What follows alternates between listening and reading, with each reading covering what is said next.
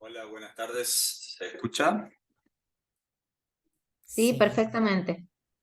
Bueno, Buenas tardes. buenas tardes. Bien. Bueno, a ver si tenemos todo listo. Buenas tardes, mi nombre es Javier Romero. Le pido disculpas por la demora. Tuvimos ahí alguna descoordinación con el tema de cuál era el link correcto de la clase, pero por suerte ya lo hemos podido solucionar. La idea de esta clase es poder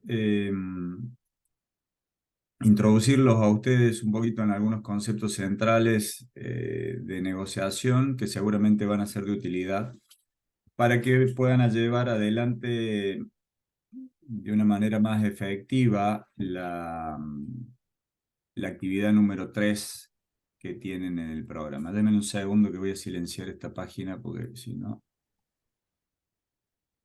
va a estar muy complicado. Es el mismo sentido, no es que no es acá. Ahora sí. Mira, yo no lo conozco a Macri y no se lo hubiera. Muy bien. Bueno, ok, ahí estamos. Entonces, como les decía, buenas tardes. Mi nombre es Javier Romero. Soy uno de los profesores de esta materia de negociación del MBA y de posgrado de la Universidad Siglo XXI.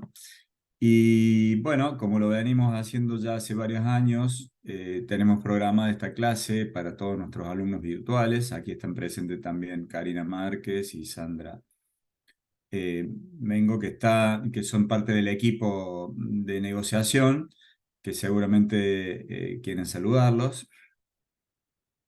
Buenas tardes a todos, gracias por sumarse. Hola, muy buenas tardes a todos. Buenas tardes. Muy buenas Bien, tardes. ok. Y bueno, como les decía, la idea es compartir con ustedes algunos conocimientos, algunos conceptos que seguramente van a ser de utilidad para introducirnos en lo que es la actividad número 3, que también tenemos como objetivo explicar cuál es el trabajo que se espera en esta clase y poder evacuar algún tipo de dudas que ustedes tengan al respecto, ¿sí? Entonces, entrando en tema, lo primero que vamos a plantear, tratando de reflexionar sobre las situaciones de negociación que vivimos cotidianamente, es entender que en realidad muchas veces las situaciones de negociación parecen que son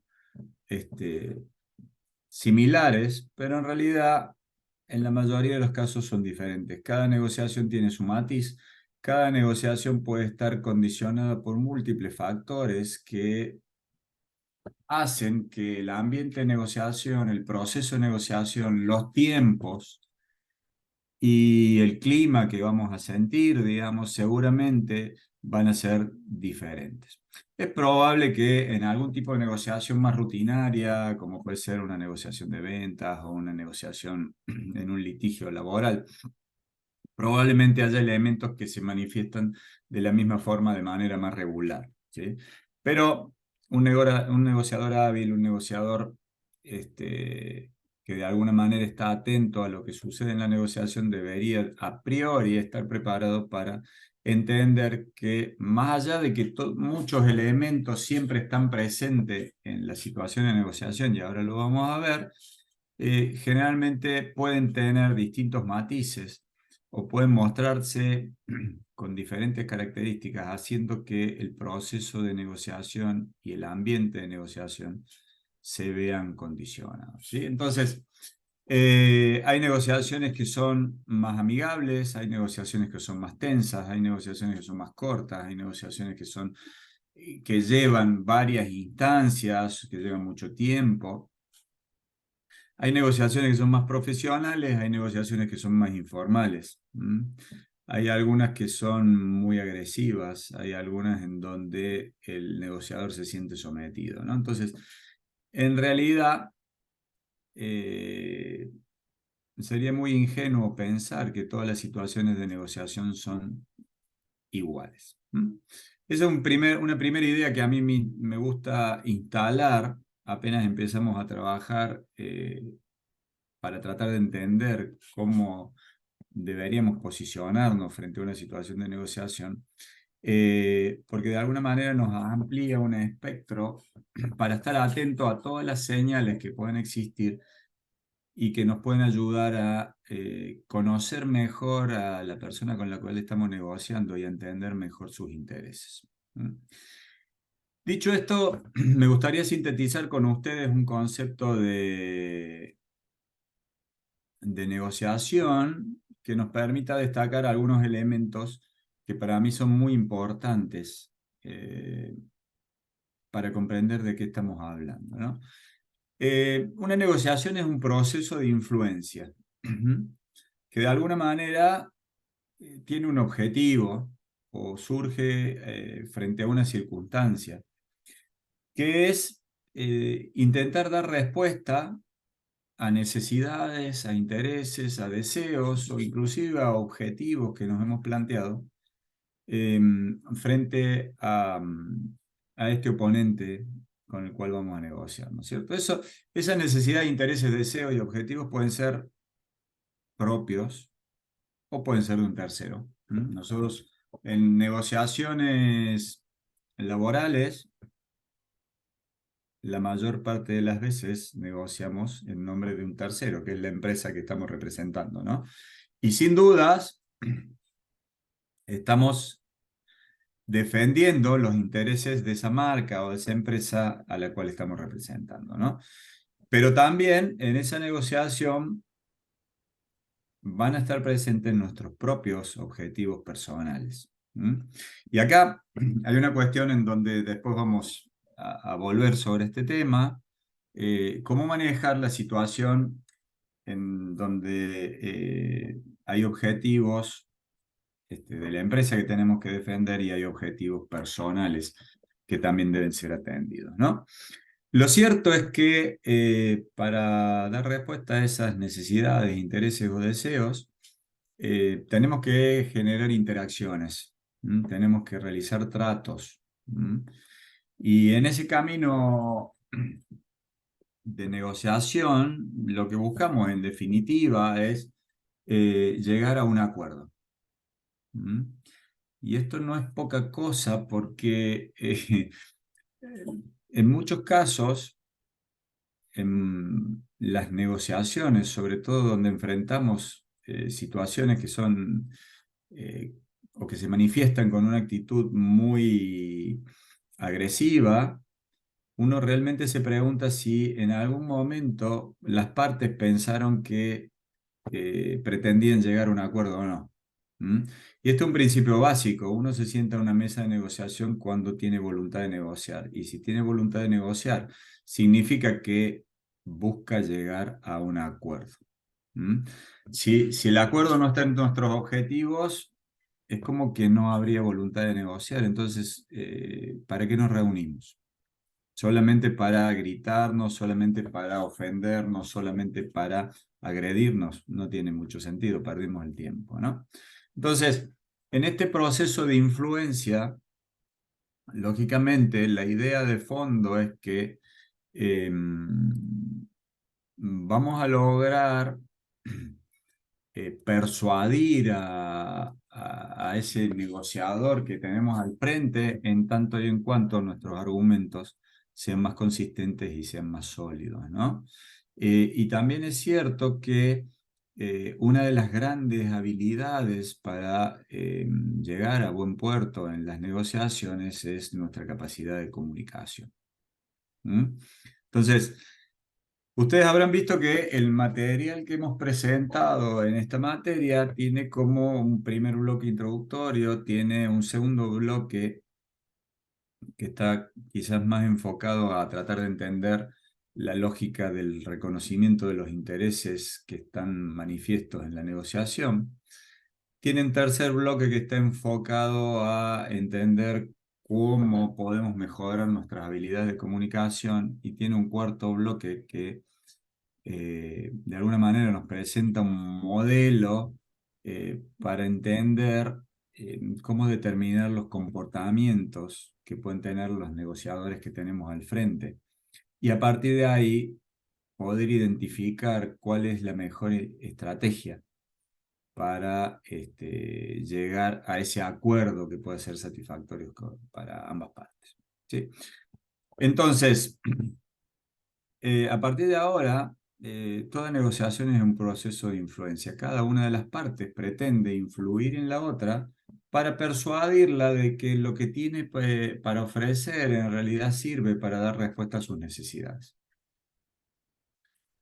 Ahora, pensemos bien, ¿no? Porque en cuántas negociaciones nosotros mismos, como negociadores, estamos preocupados por las necesidades del negociador que tenemos al frente. ¿Eh? En la mayoría de los casos, es muy probable que estemos más enfocados en nuestros propios intereses que en tratar de determinar qué es lo que realmente habría que resolver para que nuestro oponente piense o interprete que hay chances de lograr un acuerdo en esa negociación. ¿Mm? Muy bien, entonces, habiendo planteado estas ideas, podemos entender que en realidad lo que estamos planteando como lógica de la negociación no es el enfrentamiento y la competencia. Por el contrario, es la colaboración y el acuerdo. ¿Sí? Y este tipo de negociaciones se dan en todos los ámbitos, ¿no? La tiene un vendedor con un cliente, ¿sí? La tiene un gerente con una empleada, o un dueño de una empresa con una empleada. La tienen distintos pares que gerencian áreas diferentes dentro de la compañía. ¿Mm? La tiene el comprador con su proveedor. La tiene la esposa con el esposo o el esposo con la esposa. La tienen los hermanos, ¿sí? La tienen los amigos, la tienen los vecinos. Es decir, hay negociaciones en todos lados. ¿Mm? Ahora, hay dos maneras de presentarse o plantearse la instancia de negociación. ¿Voy a enfrentarme o voy a competir? Y aclaro que en Argentina el perfil competitivo individual está muy arraigado, ¿sí? De hecho, la ley de la calle es una de las leyes más competitivas que tenemos en Argentina. Pero mi intención de este curso es alentarlos a pensar en un estilo de negociación que esté más enfocado en la colaboración y el acuerdo, ¿sí? En pensar cómo podemos construir juntos una situación en donde los intereses de una parte y los intereses de la otra queden satisfechos y ambos quedemos de acuerdo, ¿no es cierto? Entonces, esto exige, primero que nada, tratar de entender cuáles son los intereses del otro. ¿Mm? Hacer este ejercicio de dejar de pensar en mis propios intereses y predisponerme a escuchar lo que la otra parte intenta resolver con la negociación. Esto también significa que vamos a trabajar aunadas ambas partes en tratar de crear opciones que puedan satisfacer las necesidades de unos y de otros, entendiendo que eso es necesario para poder llegar a un acuerdo. ¿Mm? Y esto en muchos casos no es tan común, ¿no? Porque si yo pienso solamente en mis necesidades, lo único que voy a intentar con la negociación es satisfacer o dar respuesta a mis intereses y poco me va a preocupar los intereses de la otra parte. Y lo cierto es que los intereses de la otra parte también son parte de la negociación. Y no atenderlos, sin duda, no nos va a llevar a lograr un acuerdo. ¿Mm? Pensar en colaborar y en acordar también significa entender cuáles son mis productos de intercambio, vamos a ponerlo de esta forma, ¿no?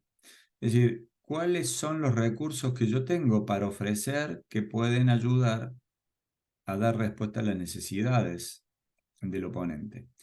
Y acá es importante destacar la habilidad de persuasión, ¿no? Una de las grandes habilidades de un negociador es saber persuadir a la otra parte. ¿Mm? Y hay una diferencia entre persuadir e imponer. Quizás para explicarla sea buena la parábola del viento y el sol, ¿no? Un viejo profesor, después fue amigo, me contó esta historia, ¿no? Que estaba el viento y el sol en una competencia, en un desafío personal, tratando de sacarle el poncho a un pastorcito. ¿Sí? Entonces, en un momento ellos estaban charlando y se propusieron sacarle el poncho al pastor. Y lo que querían ver en un juego competitivo es quién lo lograba más rápido. Lo cierto es que el viento dijo: yo empiezo primero, y empezó a soplarlo fuerte al pastor. Fuerte, fuerte, ¿no? Y sopló, y lo único que logró fue que el pastor se aferrara más fuerte al poncho, porque no quería que se volara, ¿sí? Entonces sopló más fuerte, y el pastor se agarró más fuerte del poncho, ¿no? Y entonces sopló aún más fuerte, y el pastor se puso así en cunclillas, y se arrodilló, y se hizo una bolita para asegurarse que el poncho no se volara. Una vez que el viento dijo: bueno, me doy por vencido, ya he visto que no puedo hacer que el pastor se saque el poncho, no puedo sacarle el poncho, le dijo al sol: ahora inténtalo vos. Y el sol lo que hizo fue calentarlo despacito al pastor. ¿Sí? Lo fue calentando despacito, y rápidamente logró que el pastor se sacara el poncho, ¿no? Entonces, para mí eso es importante, entender la diferencia entre imponer, que sería la actitud del viento, y persuadir, que sería la actitud del sol. ¿Sí? Persuadir es entender de qué manera yo tengo que presentar un argumento, o en algunos casos inclusive presentar un criterio objetivo, ¿sí? Que funciona como un mojón que nos da una perspectiva similar para analizar un problema que nos condiciona a ambas partes, ¿no? ¿Sí? Bien, y el último punto, cuando tratamos de hablar o de entender este concepto de la negociación relacionada a la colaboración y al acuerdo, es entender que en toda negociación hay relaciones. Y lógicamente pelearse no es propiciar las relaciones. Propiciar las relaciones es generar un entorno de comunicación, generar un entorno de entendimiento, en donde podamos, de alguna manera, tener una actitud empática sin dejar de ser asertivos, pero que nos permite entender cuáles son los intereses de la otra parte y generar alternativas para el acuerdo que atiendan no solamente a nuestros intereses, sino también a los intereses de la otra parte. Bien, entonces, si entendemos conceptualmente este marco de negociación, podemos mirar como si fuera de una foto sacada con un dron. Aclaro que la imagen de este dron tiene varios años ya, ¿sí? Quizás hoy podría ser una foto un poco más moderna, pero los elementos siguen 100% vigentes, ¿no? Para que haya un acuerdo tiene que haber comunicación, esa comunicación tiene que ser bidireccional. Es decir, cuando yo estoy en una negociación y soy el único que hablo, tengo que preocuparme. ¿Sí? Porque si el otro no interviene, puede significar dos cosas. O no tiene voluntad de negociación, o piensa que no vamos a llegar a nada, con lo cual no tiene interés en negociar. Quien realmente tiene interés en negociar o piensa que puede llegar a un acuerdo, da feedback, plantea objeciones, interrumpe, ¿sí? Participa activamente en la comunicación. Entonces, siempre tengan en mente esta idea. En toda negociación, cualquier ámbito, más difícil, más sencilla, con jefes, con familiares, con clientes o con proveedores, tiene que haber una comunicación de ida y vuelta. ¿Mm? Esto se logra solamente si hay voluntad de negociar. ¿Sí? Ahora, una cuestión que para mí es muy interesante. De alguna manera, el comportamiento de cada uno de los negociadores determina el ambiente de comunicación que se va a generar. Un simple ejemplo. Si hay una persona muy agresiva en la mesa de negociación, sin dudas el ambiente de comunicación va a ser tenso. ¿Sí? ¿Qué significa tenso? Bueno, a lo mejor alguien va a gritar y el otro se va a quedar callado, inmutable. ¿Sí? O a lo mejor alguien va a gritar y el que está al frente lo va a empezar a gritar también y van a entrar en un juego de discusión en donde seguramente no se van a entender. Porque nadie va a estar pensando qué es lo que el otro dice, solamente empezamos a pensar en lo que nosotros queremos decir cuando discutimos. ¿Ah? Entonces, sin dudas, nuestro comportamiento, condiciones y ambiente de negociación, ¿no? Pero no es el único elemento, también hay poderes entre las partes. ¿Mm? A veces en las negociaciones esos poderes están equilibrados, pero muchas veces esos poderes pueden estar desequilibrados. Es decir, un proveedor puede tener más poder de negociación que nosotros como vendedores. O una empresa que es la única vendedora de un determinado insumo o la única proveedora de un determinado servicio puede ponerle un precio irrisorio a su servicio y el que lo quiere comprar lo compra y el que no, mala suerte. De hecho, hoy en la economía inflacionaria en la que vivimos se dan mucho estas situaciones. ¿Mm? Eh, Muchos negocios, muchas actividades hoy dependen eh, de proveedores de insumos que son importados y que tienen precios en dólares, ¿no? ¿Cuánto vale hoy ese insumo cuando no se sabe qué valor tiene el dólar y vivimos en Argentina, que es un país con una economía muy condicionada con el dólar? Nuestra rentabilidad, nuestros márgenes, nuestras oportunidades para hacer negocios se ven muy condicionadas, ¿no? Bueno, igual estos negociadores también pueden verse condicionados por el tiempo y por el lugar. Y esto hace que una negociación también sea diferente de otra, ¿no? Si yo tengo más tiempo, puedo tener una actitud más relajada en la negociación. Si tengo poco tiempo, es como que tengo que lograr un resultado más rápido. ¿Sí? Eh, Yo recuerdo un viejo profesor de la universidad que decía que si uno tenía un dominio importante sobre un determinado tema, sobre un determinado conocimiento, podía explicarlo en 1 hora, podía explicarlo en media hora o podía explicarlo en 5 minutos. ¿Sí? Lo cual es bastante cierto, pero también hay que entender que nuestra capacidad de persuasión en 5 minutos va a ser mucho menor que nuestra capacidad de persuasión en 30 minutos. ¿Sí? Porque tenemos más tiempo para explicar algunas ideas con más profundidad y eso puede ayudar a que nuestra comunicación sea más clara, ¿no?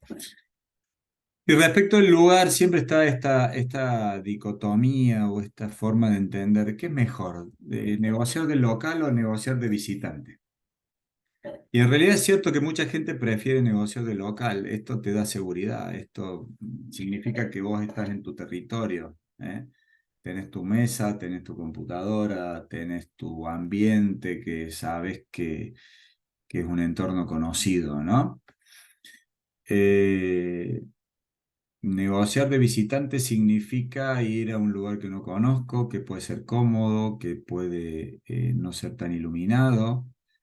Eh, Uno por ahí, cuando anda por las empresas, conoce a algunos personajes interesantes, ¿no? Yo en algún momento conocí un comerciante que tenía una oficina coupé para negociar con proveedores. Bueno, ¿cómo es una oficina coupé, Eduardo? Le decía, es una oficina para 2 personas, ¿no? Y era bien chiquita, ¿eh? Tenía 1 metro por 1,5 metros. Y la mitad de la oficina la ocupaba una mesa. Sí, claro, uno entraba ahí, te sentías apretado, te quería ir lo más rápido posible. ¿Sí? Entonces, en realidad un negociador debería estar preparado para poder negociar de local o de visitante.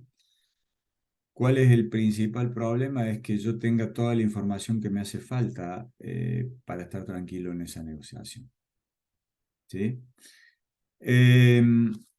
Lo segundo es entender que negociando de visitante hay un montón de información de nuestro oponente que queda expuesta.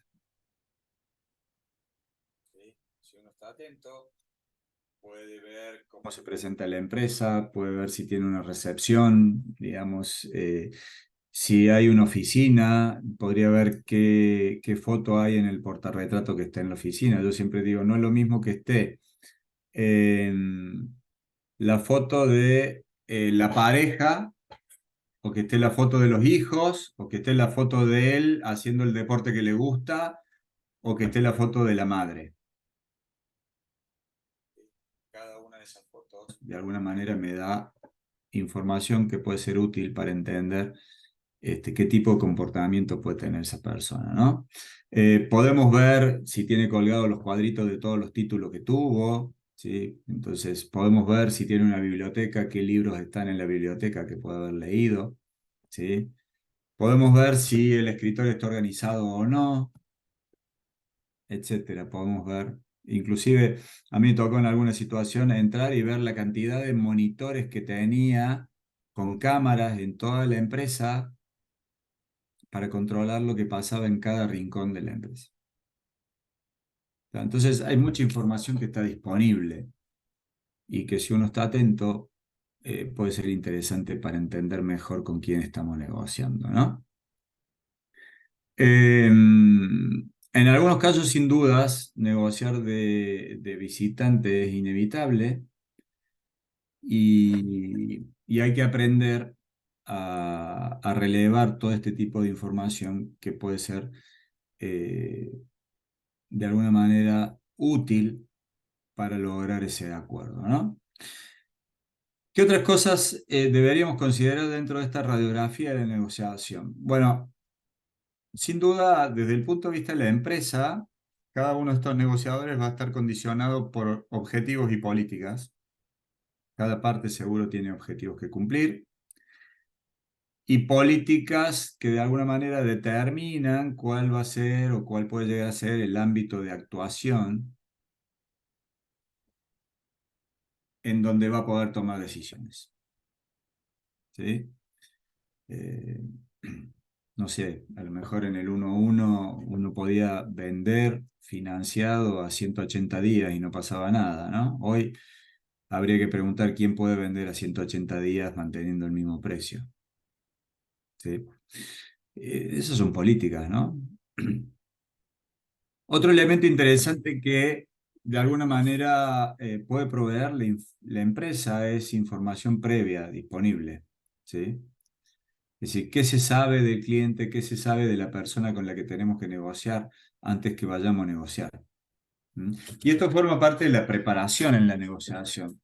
Eh, en los más de 25 años que yo llevo hablando y discutiendo el tema de negociación en las empresas, créanme que he visto muy poco tiempo destinado y dedicado, perdón, a preparar negociaciones que son realmente muy importantes.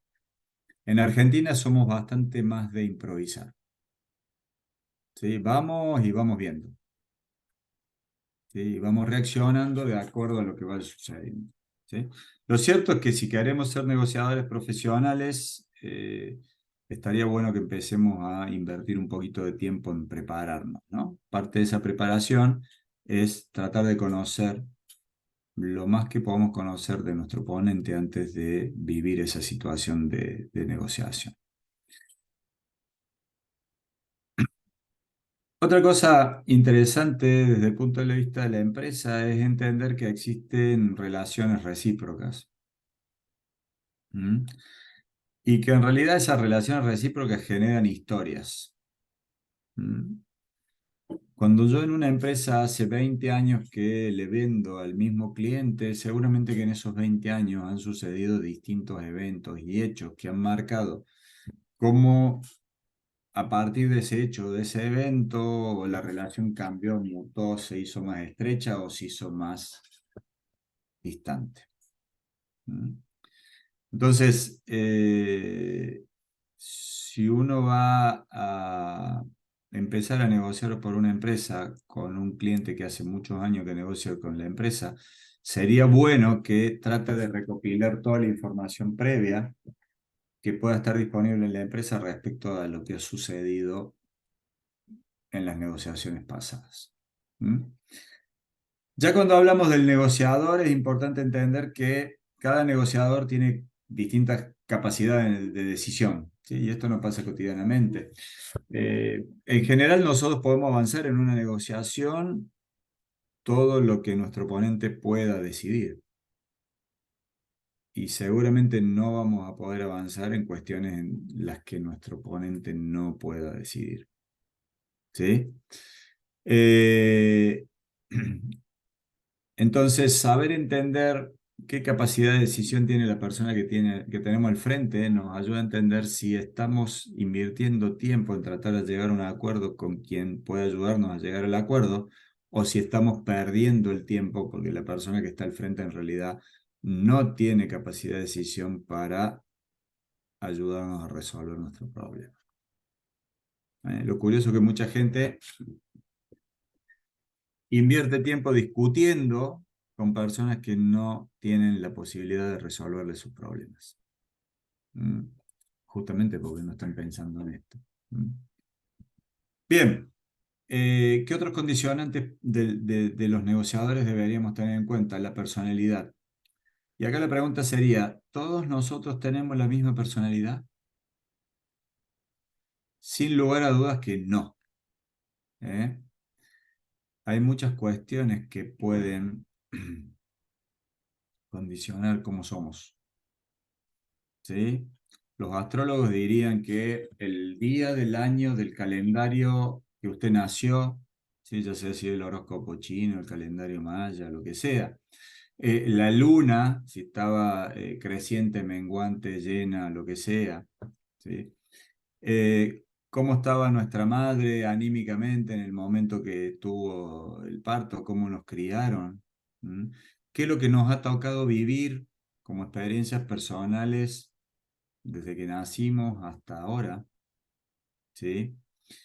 ¿Y cómo hemos logrado superar esas situaciones y cuáles son los aprendizajes que hemos logrado en la superación de esas situaciones, ¿no? Todo eso condiciona nuestra personalidad. Todos esos elementos condicionan cómo somos y cómo actuamos y cómo entendemos la realidad que los rodea y cómo intentamos resolver los problemas que enfrentamos.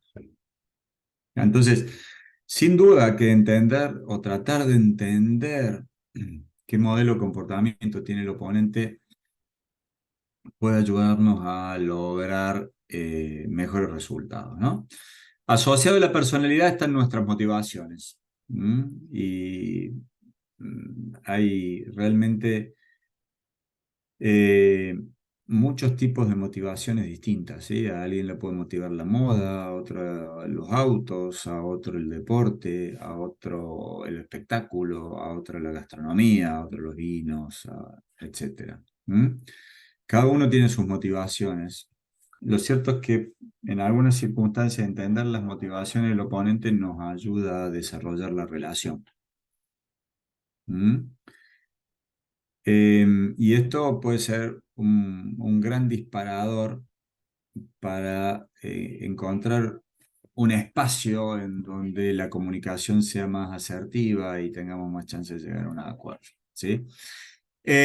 Claramente en la motivación hay que entender algunas ideas que son interesantes, porque muchas veces los negociadores piensan que su capacidad de negociación depende de cuánto lo motive la empresa. ¿Sí? Entonces descargan esta responsabilidad en la empresa. Lo que pasa es que la empresa a mí no me motiva, entonces que no me pidan que haga un gran esfuerzo. ¿Mm? Lo cierto es que también hoy las empresas están buscando personas que tengan motores propios. Y esto significa que en realidad no hace falta que los estén empujando todos los días para que avancen en las negociaciones, avancen en los proyectos, etcétera, ¿no? ¿Mm? Bueno, y el último punto que para mí es muy importante son los intereses personales. Recién cuando presentábamos el concepto de negociación, explicábamos que había intereses, que había necesidades, intereses, deseos y objetivos, ¿no? Y dijimos que había los intereses de la organización que representábamos y los intereses personales. Es muy importante que tengan en cuenta que siempre los intereses personales van a estar por delante de los intereses de la organización. ¿Sí?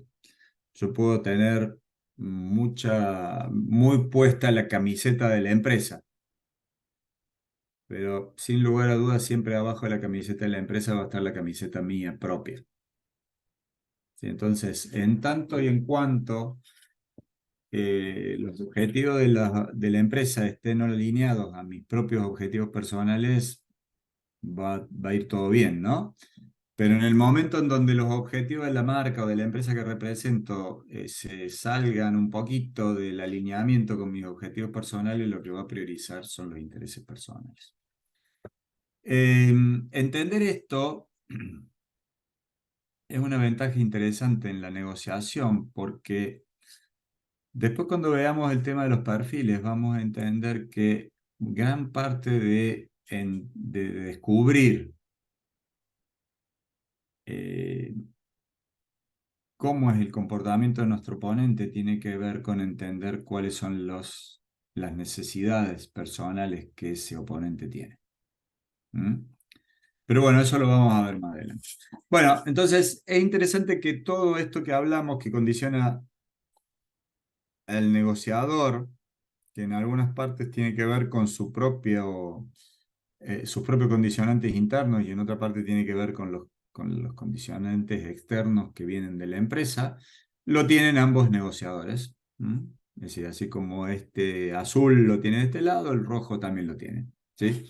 Y sin duda en ese proceso de comunicación todos estos elementos van a estar presentes y van a estar manifestándose de distintas formas, ¿no? Y nuestra capacidad para poder interpretar la situación realmente mejora cuando entendemos que existen todos estos elementos que están conjugándose en el mismo momento para determinar esa situación de negociación. Muy bien, ¿cómo vamos hasta acá? ¿Está claro lo que estamos diciendo?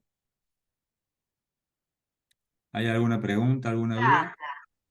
No, hasta acá clarísimo, profe. Bueno, Está bien. muy bien. Entonces, vamos a entrar al punto que nos ayuda a identificar el problema que tenemos que atender en la actividad 3.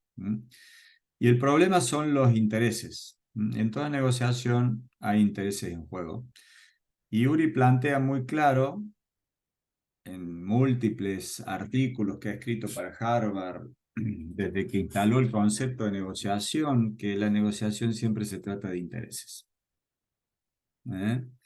Y para poder entender cuáles son los intereses en juego, lo primero que hay que hacer es separar a las personas del problema.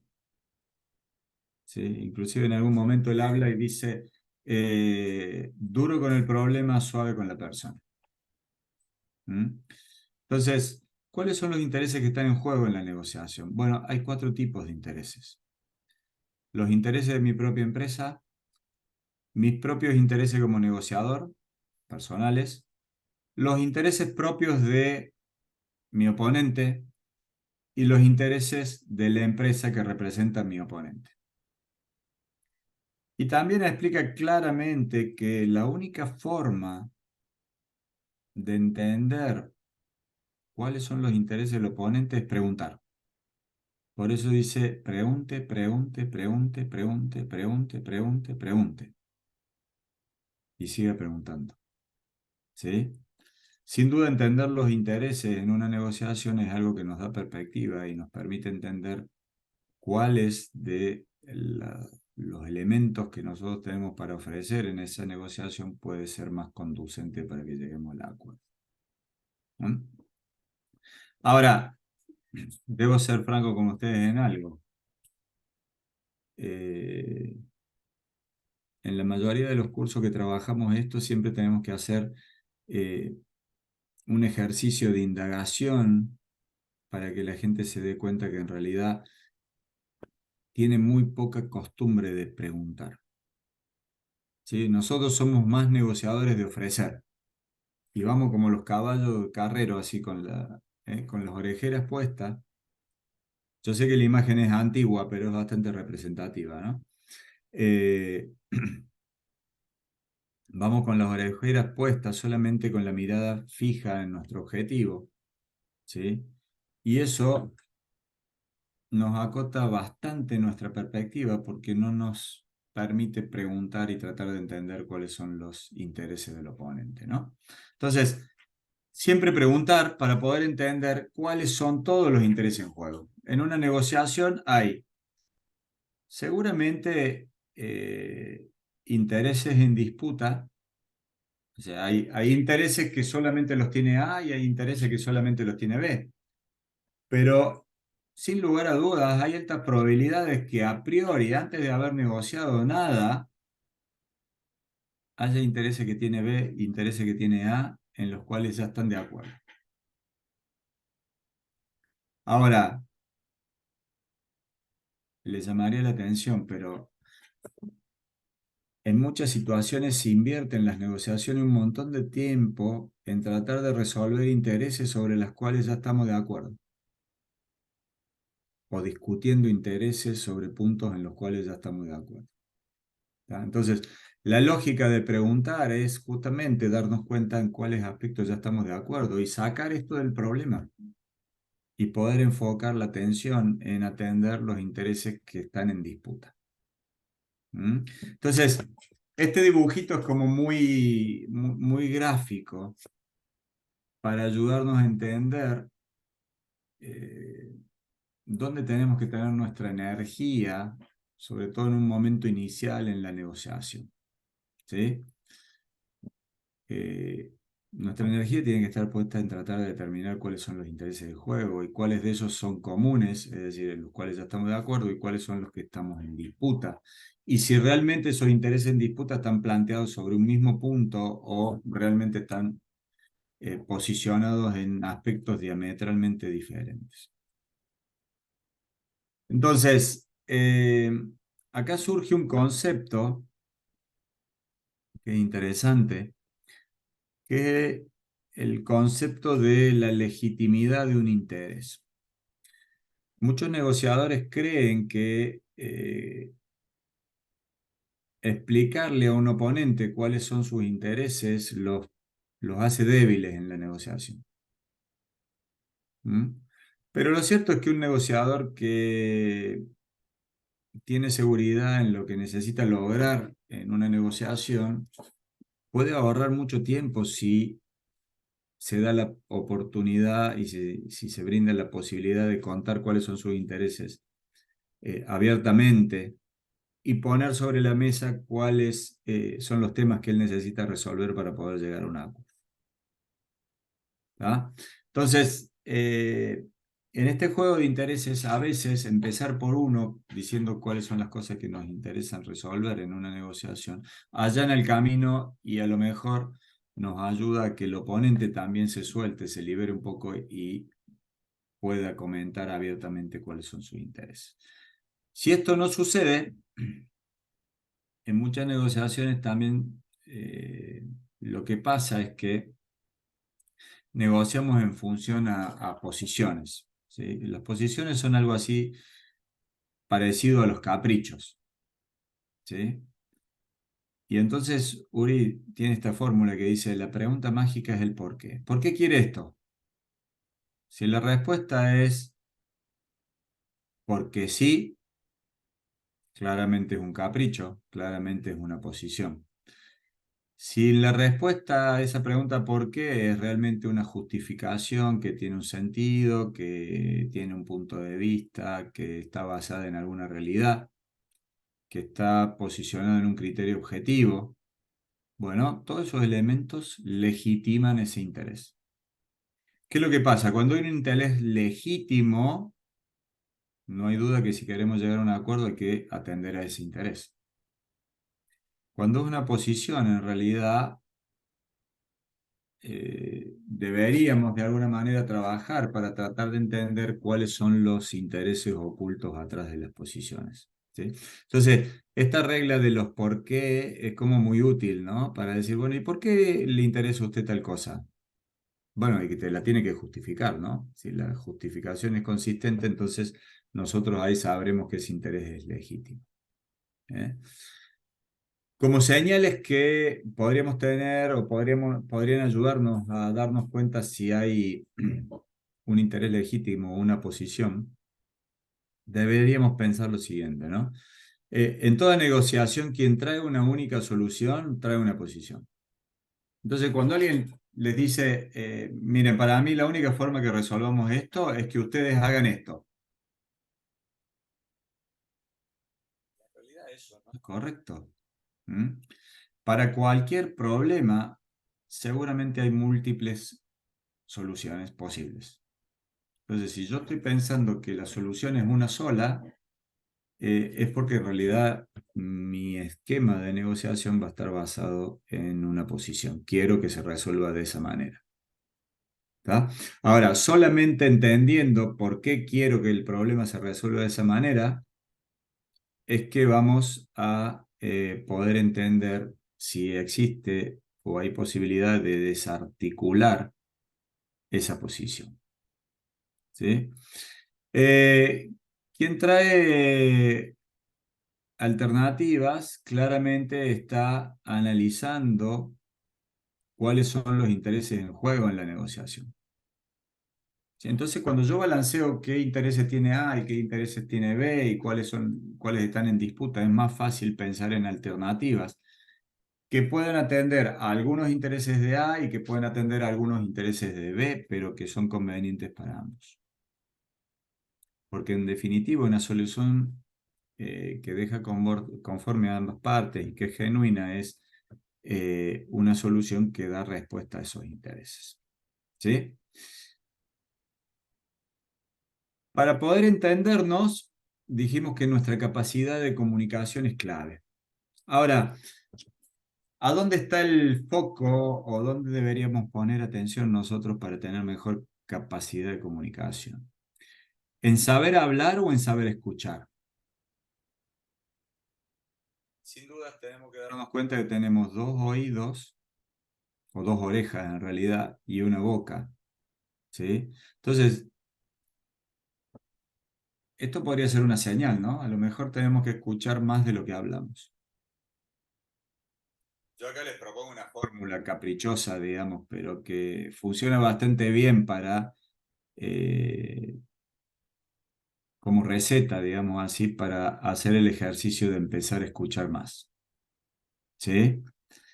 Si yo quiero escuchar más, me podría proponer tratar de escuchar el 60% del tiempo y hablar menos, tratando de hablar solamente el 30% del tiempo, ¿no? Entonces, debería escuchar el doble de lo que hablo.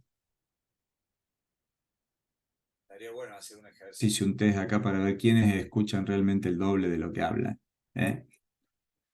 Nos sorprenderían los resultados. Lo cierto es también que en la negociación hay silencios. Y el silencio es muy interesante en la negociación. Muchos negociadores interpretan el silencio como un espacio incómodo que hay que llenar urgentemente para que el oponente no dude. Y lo cierto es que las veces que hemos analizado este tema en los cursos de negociación, siempre las respuestas tienen que ver más con ofrecimientos que han generado aún más dudas que con cierres de negociación. Un negociador profesional sabe que un silencio significa la ausencia de objeciones. Entonces, si mi oponente ya no tiene más objeciones, quiere decir que está próximo a tener una definición respecto a lo que estamos hablando. Si nosotros hemos sido hábiles dando respuesta a las objeciones y lo hemos trabajado bien y estamos seguros que hemos atendido, digamos, a esos problemas particulares, lo más probable es que el resultado sea positivo. Ahora, es muy curioso que muchas veces esos silencios los llenamos haciendo una oferta extra, ¿no? Y además podríamos darle tal cosa, a lo cual el oponente dice, ah, tiene más para ofrecer, bueno, sigamos negociando. ¿Sí? Entonces, para aquellos que sufran de alguna suerte de incontinencia verbal en los silencios y no pueden resistir la tentación de hablar en ese momento, sepan que la mejor forma de hacerlo es siempre con una pregunta. ¿Tiene dudas sobre algún punto de lo que hemos hablado? ¿Quiere que ampliemos en algún aspecto en particular? ¿Le gustaría que repasemos alguna cuestión de las que estuvimos analizando? Todo este tipo de preguntas nos ayudan a entender si hay más dudas, hay más objeciones. Y fíjense qué interesante lo que pueden resultar, o las situaciones que pueden resultar de trabajar una pregunta, ¿no? Situación 1, no, la verdad que no tengo más dudas, muchas gracias. Estoy casi resuelto respecto de lo que tenemos que hacer. O sí, la verdad que tengo dudas sobre este tema en particular, me gustaría que repasemos esta situación. Con lo cual, a nosotros ya no nos queda más duda de qué es lo que estaba pensando ese oponente en ese momento y podemos atender a esa nueva problemática para tratar de encontrarle una solución. Entonces, no se olviden, los silencios son momentos importantes, bien interpretados pueden ayudarnos a llegar más rápido al acuerdo. Bueno, pensando en el proceso de comunicación, esta fórmula muy sencilla, que a mí me gusta presentarlo como un modelo que era muy eficaz por allá por los años 1950, sí, hace 80 años atrás le inventaron. Le inventó un publicista para que sus vendedores pudieran vender mejor la publicidad en las empresas. ¿Sí? Él organizó el proceso de comunicación en una negociación de venta en 4 pasos, ¿no? Modelo AIDA, atención, interés, deseo y acción. Es una muy buena forma de entender el proceso de comunicación en una negociación. ¿Sí? El momento de atención es ese primer momento en donde nosotros medimos la situación del oponente. ¿Qué tipo de comportamiento tiene? ¿Cuál es su estado de ánimo? ¿Cuánto tiempo tiene para negociar? Si está tranquilo, nervioso, etcétera, ¿no? Cuando es una negociación en donde recién nos conocemos, es primera vez, hasta es un momento piola para tratar de romper el hielo y generar un canal de conexión que nos permita lograr una mejor comunicación, ¿no? Segundo momento, inevitablemente tiene que ser la exploración de necesidades. Ahí nuestra capacidad de indagación es clave. ¿Mm? Es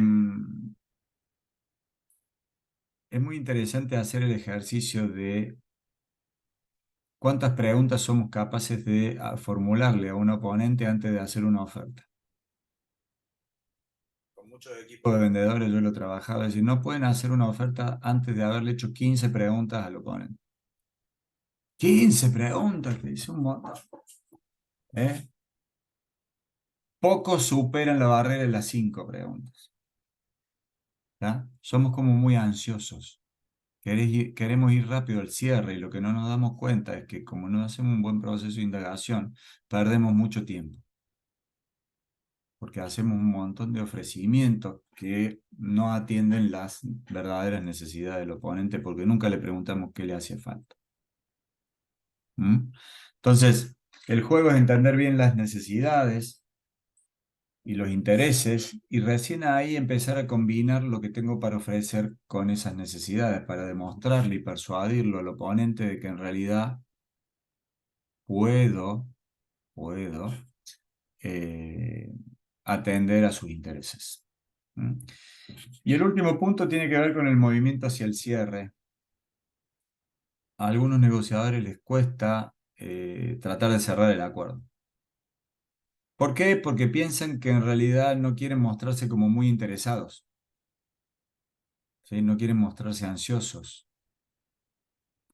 no quieren dar el primer paso. Y lo cierto es que alguien tiene que dar el primer paso. Lo cierto es que hay tiempo que corre, ¿sí? Y lo cierto es también que si no hay más objeciones, es momento del cierre, ¿sí?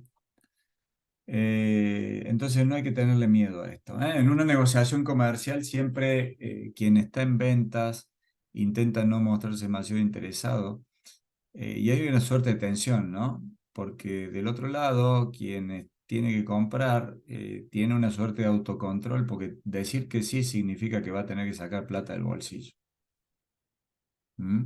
Entonces, eh, hay que haber hecho primero bien el trabajo de indagación para explorar las necesidades y haber hecho bien el trabajo de combinar esas necesidades con lo que tenemos para ofrecer, para estar seguros que eh, ya no hay más objeciones y es el momento adecuado para empezar el movimiento hacia el cierre y lograr ese sí final que estábamos buscando. Muy bien. ¿Alguna pregunta hasta acá? ¿Alguna duda? ¿No? Entonces, vamos a explicar un poco la actividad 3 que ustedes tienen que resolver y vamos a ver si queda alguna duda, cómo deberíamos aclararlo. Por eso estamos los tres profes acá. Eh, la profe Karina y Sandra van a ser seguramente quienes van a corregir los trabajos. Entonces, de esta forma nos aseguramos de tener un criterio que sea igual en todos los casos, ¿no? Muy bien, ustedes tienen un caso que está disponible ahí en la plataforma, en donde tienen que evaluar una situación que se le plantea a un gerente de un local comercial, ¿sí? Ese gerente tiene un problema, si alguien leyó el caso, es un día de mucha afluencia de clientes, es un momento donde las líneas de cajas de un supermercado están colapsadas y hay una falla de sistema y quedan todos los clientes con los carritos, digamos, en la tienda con todos sus productos cargados y el gerente tiene que ver cómo maneja esa situación para calmar a esos clientes, ¿sí? Entonces dice la consigna: analicen de manera objetiva la perspectiva del gerente de la empresa y la de los clientes sobre el problema que se plantea, tratando de identificar los intereses de ambas partes eh, en lo que es la situación, para ver qué alternativas hay para resolver el problema, ¿sí? Entonces, en el caso particular de los clientes, lo único que importa es los intereses personales, porque en esa situación esos clientes están negociando por ellos mismos, nada más. ¿Mm? Ahora, en el caso particular del gerente, sí importan, por un lado, los intereses personales del gerente, pero también importan los intereses que él tiene que definir o defender de la empresa o del supermercado, en este caso. ¿Tá? Entonces, como primera reflexión sobre el caso, yo le diría, cuando hablamos de intereses, lo primero que hay que pensar es que son 4 intereses y si están manifiestos o no, ¿no? En este caso, del lado del gerente tenemos las dos patas, ¿no? Tenemos los intereses personales y los intereses de la empresa. Del lado de los clientes, en realidad, se están representando ellos mismos, o sea que solamente va a haber intereses personales. Con lo cual, ustedes deberían analizar en esos 3 ámbitos cuáles son los intereses en juego. La idea sería poder determinar qué intereses tiene el gerente, qué intereses tienen los clientes, cuáles de ellos son intereses comunes y cuáles de ellos son intereses en disputa. ¿Mm? Para hacerlo sencillo, eh, podríamos acotarlo, ¿no es cierto? Creo que sería importante que nosotros nos planteemos que tanto del gerente como de los clientes tiene que haber al menos un interés en común y al menos dos intereses en disputa. Del lado del gerente, los intereses comunes con el cliente pueden ser intereses personales o pueden ser intereses de la empresa. Ustedes verán cómo es el caso y cómo lo caracterizan, ¿no? Entonces, yo sugiero una tablita, ¿no? Entonces, si uno lo puede componer en una figura gráfica, en una sola hoja, por ahí es como mucho más claro, ¿no? Una columna para el gerente que diga intereses personales, intereses de la organización, una columna para los clientes que diga intereses personales y una columna al medio que diga intereses en común, ¿sí? Entre los clientes y el gerente. ¿Se entiende esto?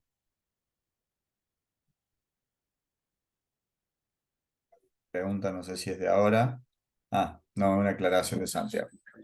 Bien, ok. No tuve respuesta. O no se entendió o nadie me escuchó.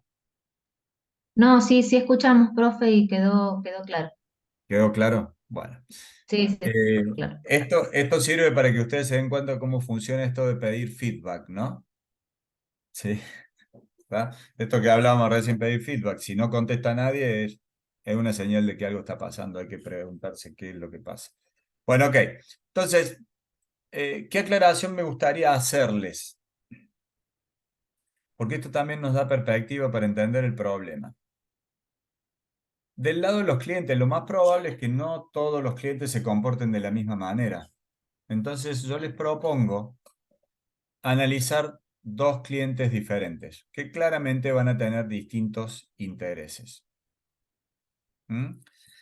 El primer cliente sería un cliente que, dada la circunstancia, en realidad va a estar enfocado en poder resolver el problema lo antes posible, de una manera justa, equitativa, facilitando el entendimiento y siendo de alguna manera empático con el problema que podría tener el gerente en ese momento. ¿Mm? Esa sería la primera tipología de cliente. La segunda tipología de cliente sería un cliente más agresivo que no va a dejar pasar la oportunidad de el fallo del sistema de la empresa para lograr una ventaja.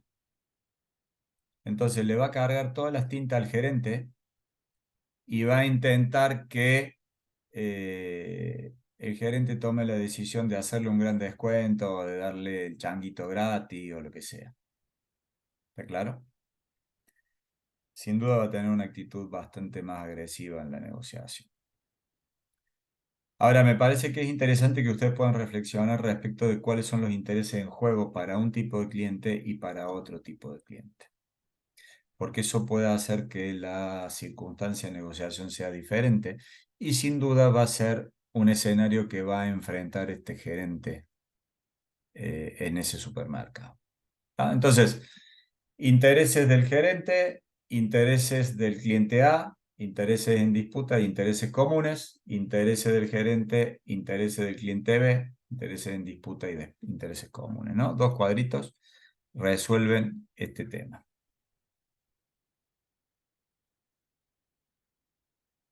Y hasta ahí creo que estamos, ¿no? Había que construir una vez que hayan analizado los intereses, lo que faltaría es que ustedes propongan, pueden hacerlo en otra hoja si quieren, o pueden hacerlo en la misma hoja si les queda espacio, una alternativa de solución que considere, acá está mal redactado, digamos, vamos a tratar de aclarar un poco esta idea, es una sola alternativa de solución para cada tipo de cliente que considere los intereses del gerente y del cliente. Es decir, que atienda lo que ha sido analizado como intereses del cliente y lo que ha sido analizado como intereses del gerente de la sucursal. Entonces, como van a analizar dos tipos de clientes distintos, deberían proponer una solución para cada uno de ellos. Y además les vamos a pedir que brevemente nos justifiquen por qué piensan que esa solución podría ser la adecuada para dar respuesta al problema. Y ahí termina el trabajo. ¿Sí? Perdón, profe, ¿puedo hacer una pregunta? Sí, por supuesto. Recién dijiste está mal escrito. Yo estaba leyendo, lo que está presentando es lo mismo que tenemos en. Es lo mismo, ¿no? Está bien, lo que está en la cosa, pero no me quedó claro qué es lo que está mal escrito. Perdón. No, lo que quise aclarar es que, porque muchas veces en los trabajos vemos lo siguiente. Como el análisis viene disociado, es decir, por un lado los intereses del cliente y por otro lado los intereses del gerente, cuando plantean la solución, plantean una solución desde el punto de vista del gerente y una solución desde el punto de vista del cliente. Ok. Y en realidad lo que hay que hacer es pensar una solución que atienda los intereses de ambas partes. Es una sola. Perfecto. ¿Mm? Ok, listo. O sea, es una sola solución que considere los intereses de ambas partes. La puede ser una alternativa de solución para cada parte involucrada, pero no para las dos Eh, en simultáneo. Exactamente, por eso ahí es donde yo dije está mal escrito acá, ¿sí? Porque debería Entendido. decir una alternativa de solución que considere en la misma solución los intereses de ambas partes. ¿Está? Entendido. Sí, sí, sí. Bien, Sí, entonces sí. ustedes van a tener, si quieren, dos cuadritos, uno que considera los intereses del gerente y los intereses del cliente uno, y una solución para esa situación, y otro que considera los intereses del gerente y del cliente 2 y una solución para esa situación. ¿Está claro? Sí, sí, está claro.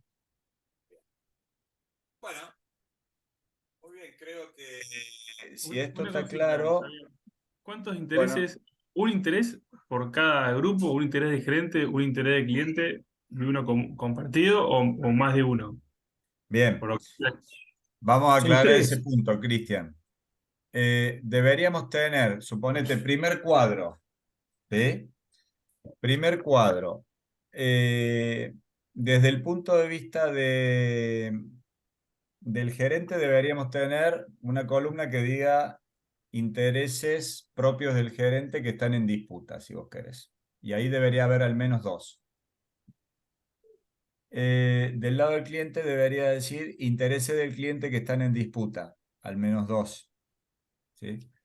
Después al medio debería haber un interés en común, que sea tanto de los clientes como del gerente. Y Profe, abajo, si vos querés, un cuadrito en donde planteas una solución que considere los intereses en disputa del cliente y del gerente. No sé si se entendió bien ahí. Perfecto. No, pero era para ver cuántos intereses poníamos Sí. y Yo bueno, digo, perdón, voy a aclarar esto, al menos dos. al menos dos. Claro, eso es lo que, como dice, al menos tres intereses de cada una de las partes. Sí, uno de ellos común, por eso digo, al menos dos en disputa, uno común. ¿Tá? Bien, Si ustedes perfecto. encuentran más, mejor. pasa que en la rúbrica dice tres para los clientes, tres para el gerente y una alternativa de solución para cada parte que considere sus intereses en disputa. Por eso digo, está mal redactado ahí. Vamos Si a mientras ponernos estemos de de acuerdo con acuerdo. lo que hay que hacer, por mí no hay problema, ¿eh? Pero para no laburar No, diferente. por eso hago esta aclaración para que se entienda bien qué es lo que vamos a corregir. Digamos. Vamos a guiarnos por esto que estamos diciendo acá. ¿Mm? Perfecto. Bien. No se preocupen que nosotros después, al momento de la corrección, vamos a ajustar la rúbrica tal como dice Javier. Y vamos a respetar lo que se ha dicho acá. Perfecto. Vamos con el video, muy bien. ¿Mm? Bueno, perfecto. Entonces, esto es lo que vamos a hacer. Vamos a tomar como referencia lo que hemos explicado ahora, ¿sí? Ajustando en realidad el entregable un poco más a las expectativas que nosotros queremos desarrollar, porque ya nos hemos dado cuenta que lo que está escrito en el material en Canvas muchas veces genera confusiones y no es el resultado que esperábamos, ¿sí? La solución tiene que considerar todos los intereses en juego, no los intereses de cada parte. ¿Mm? ¿Está por claro? separado. Ujú. Ujú. Bueno, muy bien, Cari, Sandra, no sé si hay algo para agregar que quieren comentar. Nada, sin objeciones, así que procedemos al cierre. Siendo Bueno, día muy bien, viernes. Excelente, Javi, muchas gracias. muy bien. Bueno, espero que les haya gustado la clase. Buenas Todo noches a súper claro. todos y que Gracias tengan por un buen fin de todo. semana. Gracias. Muchísimas A ver gracias. todo. Gracias. Muy Buen buen fin de fin de Muchas gracias. semana. semana. Buen fin Hasta de luego. semana. Gracias.